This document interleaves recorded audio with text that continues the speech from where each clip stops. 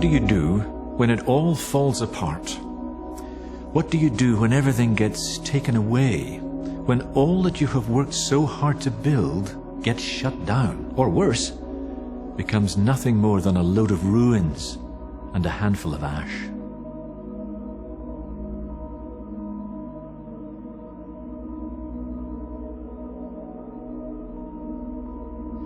I remember once speaking on the book of Job at a Christian conference. Job is about a man who loses everything. Not, I agree, the most cheery of stories. But what was interesting is that those who came to the talks all had the same sad story.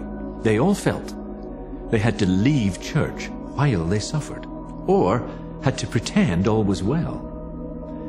A wife was dying of cancer. Has she not been healed yet? A child had died. Are you not over it in the power of Jesus? A son, a hopeless heroin addict. Must be hard to realize that bad parenting has played its part. A good church is supposed to carry us through the hard times, not force us to pretend. Yet too often in our Christian world, we don't talk about what goes on among the ashes. We don't talk about what happens when everything burns.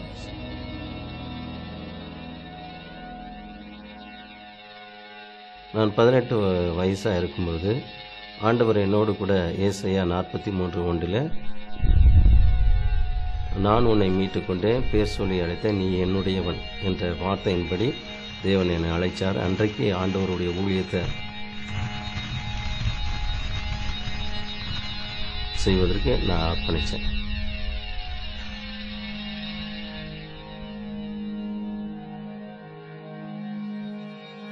ஆனால் இருந்தாலும் கூட அந்த சபையை ஆரம்பிக்கணும்.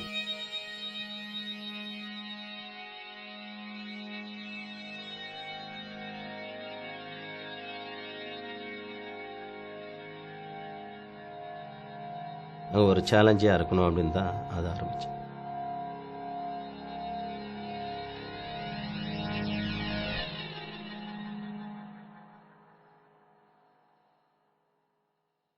நான் 7 வருஷம் நான் personal evangelism, children's ministry இது மாதிரி தான் செஞ்சிட்டு இருந்தேன். அது மூலமாக தான் என்னென்னா ஒரு 30 பேர் என்ன பண்ணாங்க, இயேசுவை ஏற்றுக்கிட்டாங்க. அதன் பிறகு தான் 2008 அந்த இடத்துல சபையை என்ன பண்ணோம், ஸ்தாபித்தேன். அதன் பிறகு ஒரு குறிப்பிட்ட இரவு நேரத்தில் விடியற் காலத்தில் எனக்கு ஒரு கால் வந்தது, இது மாதிரி சபை எரிந்து கொண்டு இருக்குங்க. நான் என்ன பண்ணேன்னா அதை பார்க்கும்போது ஃபுல்லாக தீ எரிஞ்சிட்டு இருந்தது தான் பார்த்தேன் ஒழிய மற்றபடி ஒன்றுமே பார்க்க முடியல. அது என்னென்னா ஒரு மாதிரி பெட்ரோல் மற்றபடி ஒரு கெமிக்கல் வாடை தான் வந்துச்சு.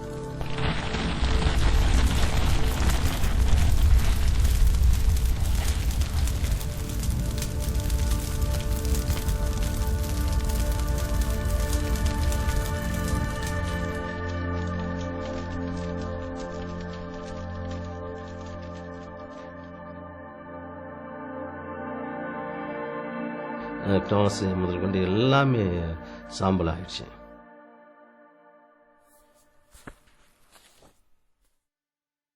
அப்போது என்ன யோசித்தேன்னா, கர்த்தர் கொடுத்தார், கர்த்தர் எடுத்துக்கொண்டார்.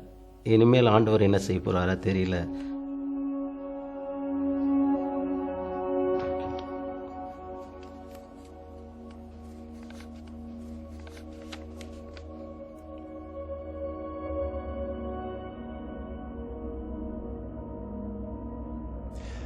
I wonder what Rohan said to God in the ashes of his church. Did he cry out? Did he weep? Was he too numb to say anything? Whatever he said, his experience is not unique. Not just in India, but all around the world, Christians find themselves standing in the ruins and asking, what will God do? Or even, where did God go? And the truth is, we all know those feelings.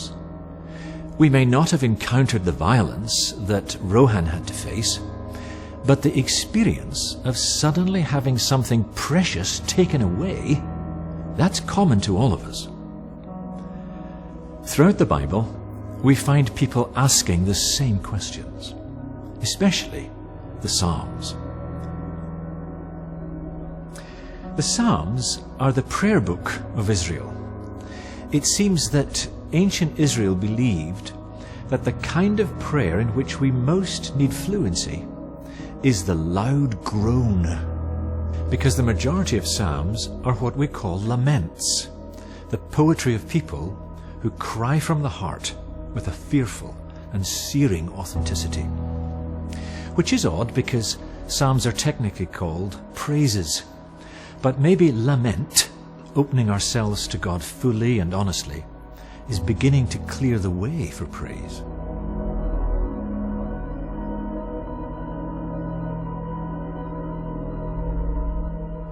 In Psalm 6, we get an introduction to the 4 moves of lament. It starts by reminding yourself who it is you are talking to. The first move of lament is to get into the presence of God. So Psalm 6 starts, Lord, and the name of God is used 8 times in the psalm. Lament always occurs in the presence of God. Of course, it can take courage to enter that presence, especially when we feel betrayed by God, or when we feel life has not been fair, or maybe we feel ashamed of our situation or our feelings, even when it's not our fault.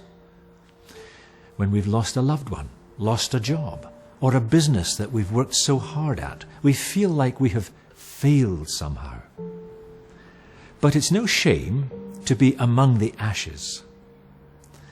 In the world of the psalmist, every experience of life is also an experience of God. And we are creatures that cannot be whole anywhere else but in the presence of God. The second move is to be honest. True lament holds nothing back.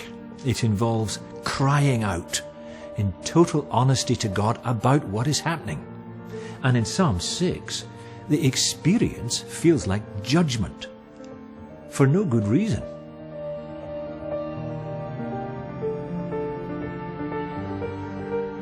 The Psalms are nothing if not honest. They're not polite about God. In various places, they accuse God of abandonment, murder, even falling asleep on the job.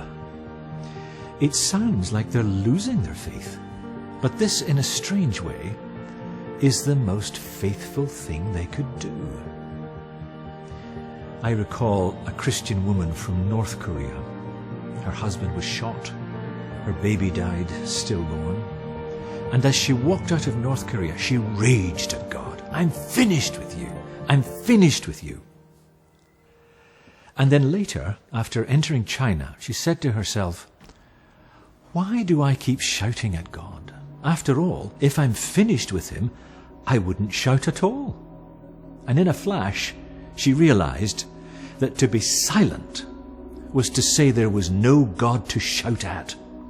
Whatever my circumstances, even to cry my anger, my questions, my fears, was to admit he was there and I was still his creature.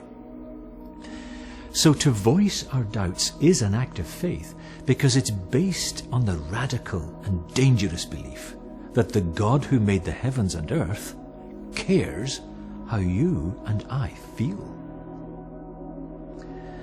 Third, you grab promises, big ones. God has made promises that he says he will keep to every person on this planet.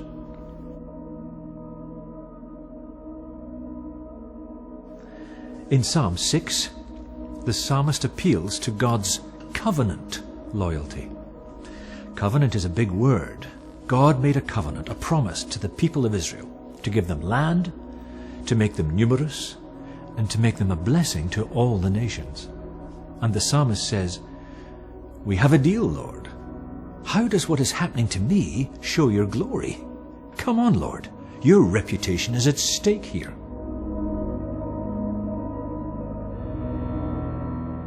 When we lament, we've got some history to rehearse. We have our own experience of God, we have the God experience of others around us, and we have the church's experience of God down the ages, centuries of evidence of God's faithfulness to his people. Place your hope in the promises. Claim them. Stand on them. And the final movement of lament is to wait until you get a reply.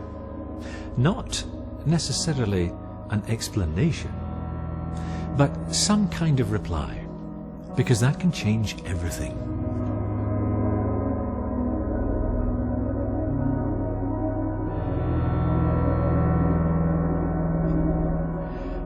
Where has this new hope come from?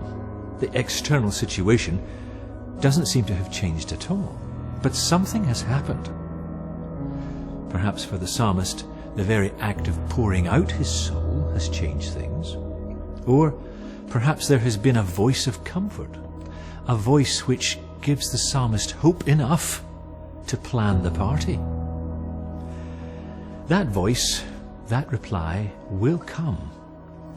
And sometimes we are that voice for others, because God uses us to go to the ashes, the gaps, the hurting places, and to pray there, to stay there, to be changed there, to bring God's love and build a new kingdom.